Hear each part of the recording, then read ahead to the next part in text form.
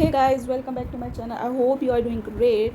सो आज हम 24 जुलाई 2022 के रीड के लेवल 2 के मैथ्स के क्वेश्चन सॉल्व करेंगे, जो कि बहुत ईजी हैं। तो पहला क्वेश्चन देखते हैं बिना किसी देरी से। एक घन के विकर्णों की संख्या क्या होगी? विकर्ण मीन्स डायगोनल। तो हम पहले एक घनी बना लेते हैं।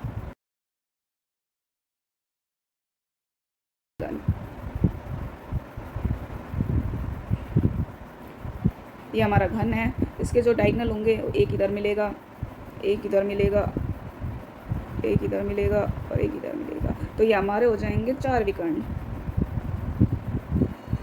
चलो जी, दो संख्याओं जिनका अनुपात 16:25 है, प्रत्येक पद में क्या क्या जोड़ा जाए या क्या जोड़ा जाए कि जिससे अनुपात 2:3 रह जाए। तो इसको भी देखते हैं। 16 और 25 है, इसमें x जोड़ दिया जाए और इसमें भी x जोड़ दिया जाए तो 2/3 हो जाए। तो कर दो 48 प्लस में 3x और 25 दूनी 50 प्लस में 2x। इसको इधर ले जाओ, x बच गया, इसको इधर ले जाओ, 2 बच गया। तो x का मान क्या आ गया? 2 आ गया। x की वैल्यू 2 आ गई। Very easy. चलो भाई तीसरे पे चलते हैं। किसी पाइप का 3/10 भाग कीचड़ में है, 3/5 भाग पानी के अंदर है और शेष भाग 5 मीटर सतह के ऊपर है। तो पाइप की लंबाई क्या कीजिए? तो 3/10 भाग तो कीचड़ में है, 3/5 भाग पानी में है और सतह के ऊपर है ये 5 मीटर। तो हम मान लेते हैं कि x की जो लंबाई है ना वो x है, सॉरी पाइप की जो लंबाई है ना वो x है। तो x का 3/भाग और x का 3/भाग। तो ये तो सतह के नीचे है ना, लेकिन हमें ऊपर की लंबाई देखनी है। तो x में से अगर हम 3x/10 प्लस 3x/5 को घटा देंगे तो हमारे पास 5 भाग, जो ऊपर वाला भाग जो ऊपर है वो आ जाएगा। इसको सॉल्व कर लेंगे तो ये हो गया x माइनस में 9/10 बराबर है 5। तो ये 5 एलसीएम लेंगे, 10x माइनस x बराबर 50। तो x की वैल्यू आ गई 50। तो यही हमारा आंसर है। चलो भाई नेक्स्ट। किसी त्रिभुज की 2 भुजाओं का योग तीसरी भुजा से कितना होता है? भाई 2 भुजा से तीसरी भुजा हमेशा बड़ी होती है, तो ये हो गई बड़ी। चलो, एक वर्ग की भुजा a है तो उसकी भुजा और विकर्ण के मध्य का मतलब कि भुजा और विकर्ण के मध्य का अनुपात। तो एक हमारे पास वर्ग, ये तो आयत बन गया, ये a है तो ये भी है, ये भी है, ये भी होगा इसके वर्ग और विकर्ण। तो यहाँ पे जो एक तो भुजा a हो गई और उसके वर्ण, तो ये इसका पाइथागोरस लगा दो भाई। तो हमारा जो विकर्ण आ गया x मान लो भाई। जो हमारा जो विकर्ण है वो क्या होगा? a² प्लस a² रूट, ये कितना हो गया? 2a² root. तो ये हो गया a√2। तो a√2 हमारा विकर्ण हो गया, इसे कट गया 1:√2 हमारा आंसर हो गया। चलो मूविंग टू नेक्स्ट क्वेश्चन। 2 पासों को एक साथ फेंका जाता है तो इसकी क्या प्रायिकता है कि दोनों पासों पर संख्याओं का योग 8 हो? तो एक पासा में 6 संख्या होती है तो 6 से उठाएंगे।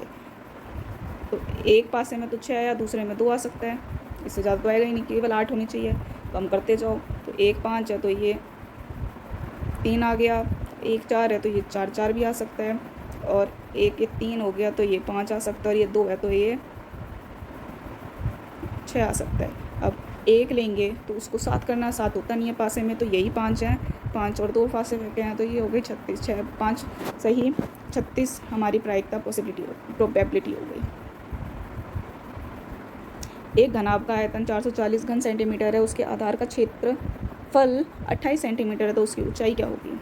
एक घनाभ का आयतन, लंबाई गुना चौड़ाई गुना ऊंचाई है 440, और जो उसकी सतह कौन सी होती है? बी है 88, लंबाई और चौड़ाई है उसकी 88। तो ये यहाँ पे रख दो भाई, 88 इंटू में h, 88 से कितनी बार में जाएगा? सीधा 5 पर जा रहा है, 8 पंजे 40, 8 पंजे 40। तो h बराबर है 5 मीटर इसकी हाइट हो गई, मतलब 5 मीटर नहीं सेंटीमीटर भी हो सकती है। जो h बराबर 5 इसकी हाइट हो गई। चलो नेक्स्ट देखते हैं। ये क्या क्वेश्चन है? -2 है तो इसको 2 का स्क्वायर, 3 का स्क्वायर, 4 का स्क्वायर, 2 दूनी 4, 3 6 3 3 9, 4 चौक 16, 16 चौके 64 इंटू में 9, तो ये कितनी बन गई?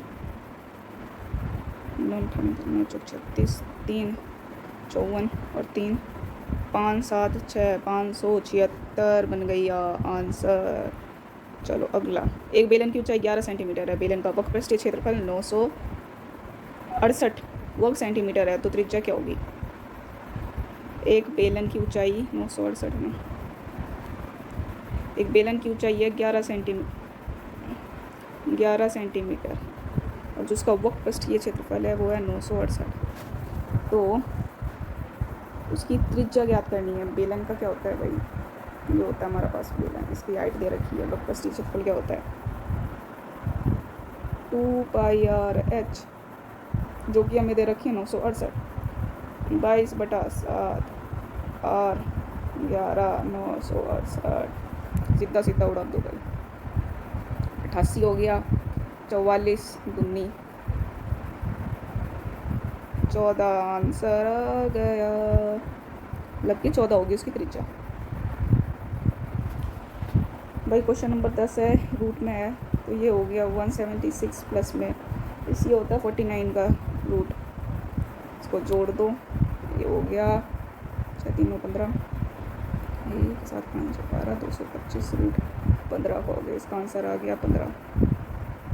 चलो दूसरा करते हैं, 23 का मतलब है 3 की पावर 3, इसका मतलब है 243, 3 की पावर 5,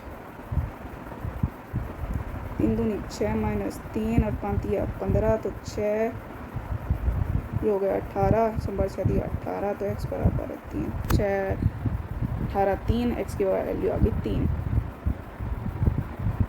ऐसे ऐसे क्वेश्चन है, मतलब उड़ाने वाले उड़ा दो बस।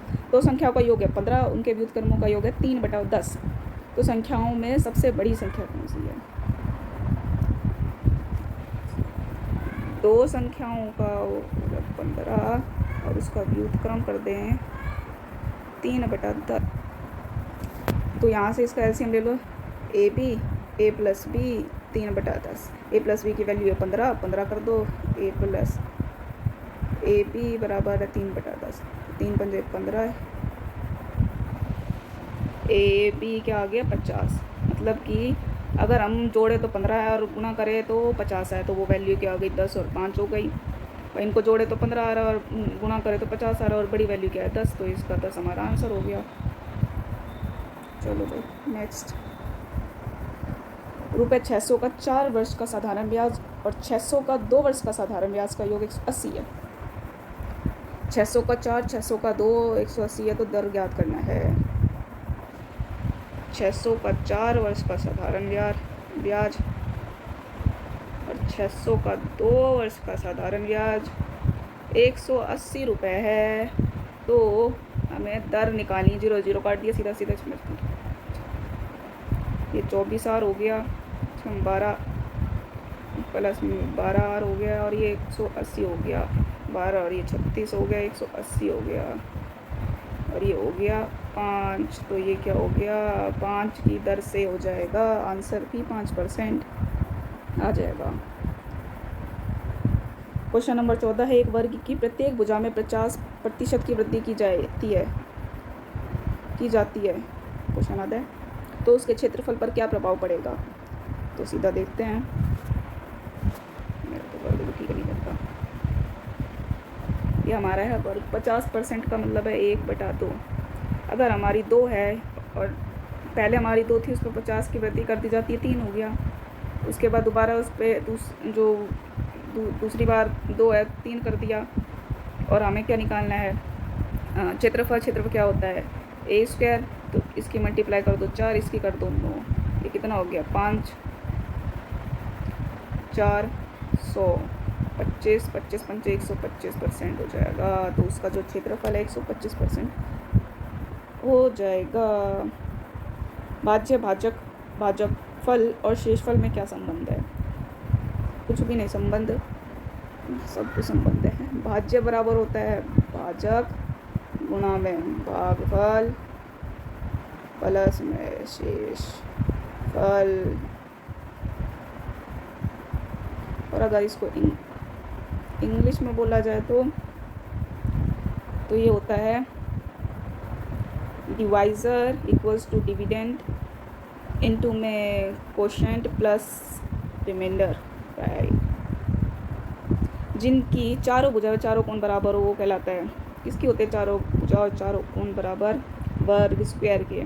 किसी शहर की जनसंख्या 5000 प्रति वर्ष 10% की कमी होती है हर वर्ष, तो 2 वर्ष में जनसंख्या होगी भाई 5000 जनसंख्या है, 1 वर्ष में कमी हुई 10 की तो 90%, दूसरे वर्ष में भी 90 की कमी हुई 90, 2 जीरो से 2 जीरो उड़ गए, 2 से 2 जीरो उड़ गए, 50 इंटू में 9 81 तो 0 हो गया, 8 पंजे 40, तो 40-50 इसका आंसर हो गया।